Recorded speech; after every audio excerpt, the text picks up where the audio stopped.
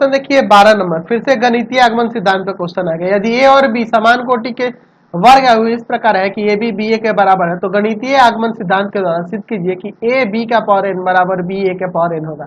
इसके अतिरिक्त इसको बाद में देखा जाएगा, पहले इतना साबित कर लिया जाए। चलिए देखते हैं स्टेप पहला।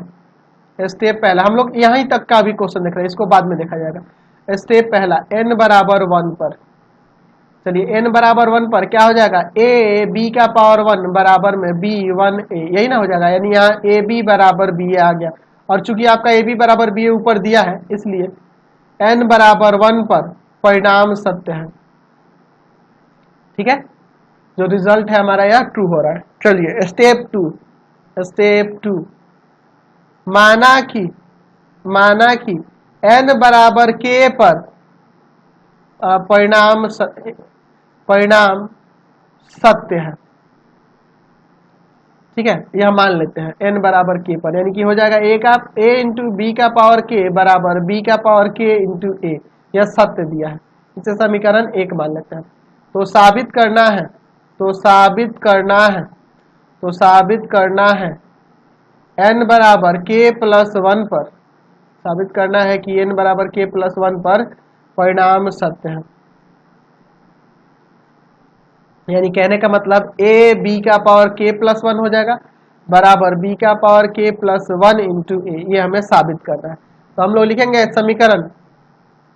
समीकरण 1 में दोनों तरफ किससे गुना कर ले जी, चलिए गुना कर लेते हैं बी ए से या ए बी से, क्योंकि ए बी बी ए बराबर है। ठीक है, ए बी और बी ए बराबर है, इसलिए समीकरण 1 दोनों तरफ बी ए लिख दो या ए बी भी लिखोगे तो चलेगा गुणा करने पर। ठीक है, उससे कोई दिक्कत नहीं है। तो यहाँ देखो ए बी का पावर के है, इसमें मैं ए बी से गुणा करता हूँ, और फिर यहाँ पर देखो बी का पावर के इंटू ए है, और यहाँ पे मैं गुना कर देता हूँ बी ए से, तो कोई फर्क नहीं पड़ेगा क्योंकि ए बी ए के बराबर ऊपर दिया है। ठीक है, चलिए तो देखो यहाँ पर एक काम करते हैं, सॉरी हम लोग एक चीज गलत कर दिया, हमें ए बी से नहीं गुना करना पड़ेगा ना, हमें सिर्फ बी से गुना करना पड़ेगा, क्योंकि पावर में के प्लस 1 दिखाना है, ए का पावर नहीं दिखाना है, सिर्फ बी का पावर दिखाना है। हम लोग गड़बड़ कर दिए, मैंने भी नहीं ध्यान दिया और आप लोग भी कुछ नहीं बोले, सिर्फ यहाँ हमें बी से ही गुना करना है। ठीक है, सुधार कर लेना, बी से गुना करना है, मैंने ध्यान नहीं दिया है। चलिए देखते हैं बी का पावर के इंटू ए और फिर इंटू में बी, तो यहाँ देखो ए का पावर यहाँ ए इंटू बी का पावर के प्लस 1 हो जाएगा, और यहाँ बी का पावर के प्लस 1 इंटू में ए हो जाएगा। तो यही ना हमें साबित करके दिखाना था।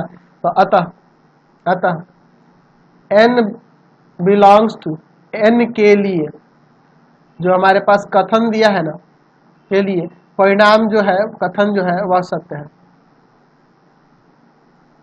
समझ गए? चलिए देखो ना, इसका दूसरा वाला पार्ट भी वही है, इसी टाइप का है, वही सेम करोगे। स्टेप पहला यहाँ ए बी से गुना करना होगा। ठीक है, यहाँ ए बी से आपको गुना करना। स्टेप पहला हम लोग क्या करेंगे, n बराबर 1 पर हो जाएगा ए बी का पावर 1 बराबर में ए का पावर 1 इंटू बी का पावर 1, यानी कि यही आ गया ना ए बी बराबर ए बी, यहाँ से आ जा रहा है।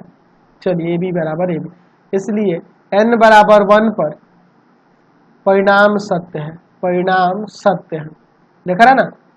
चलिए अब देखते हैं स्टेप 2, सेम है, माना कि n बराबर k पर परिणाम सत्य है, ये मान लेंगे कि इस पर यह सत्य हो रहा है परिणाम n के जगह k रखने पर, यानी ए बी का पावर k बराबर है ए का पावर k इंटू बी के बराबर k, इसको समीकरण 1 मान लेते हैं। तो साबित करना है कि n बराबर k प्लस 1 पर परिणाम सत्य है।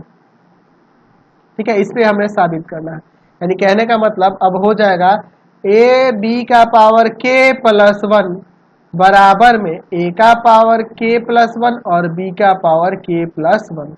चलिए लिखेंगे समीकरण 1 में, यहाँ ए बी से गुना करना पड़ेगा। समीकरण 1 में दोनों तरफ ए बी से गुणा करने पर, चलिए क्या हो जाएगा, यहाँ पर ए बी का पावर k इंटू में ए बी और बराबर में ए का पावर के इंटू बी का पावर के इंटू में ए बी। ठीक है, चलिए यहाँ हो जाएगा ए बी का पावर के प्लस 1, देख रहे हो ना यहाँ पावर में 1 है। अच्छा यहाँ भी 1 है, यहाँ भी 1 है, तो यहाँ हो जाएगा ए का पावर के प्लस 1 इंटू बी का पावर के प्लस 1। तो यही ना हमें साबित करना है। अतः n बिलोंग्स टू, n के लिए हमारे पास जो परिणाम है सत्य है, सत्य है, जो परिणाम दिया है वह सत्य है। समझ गए ना। चलिए अब कुछ और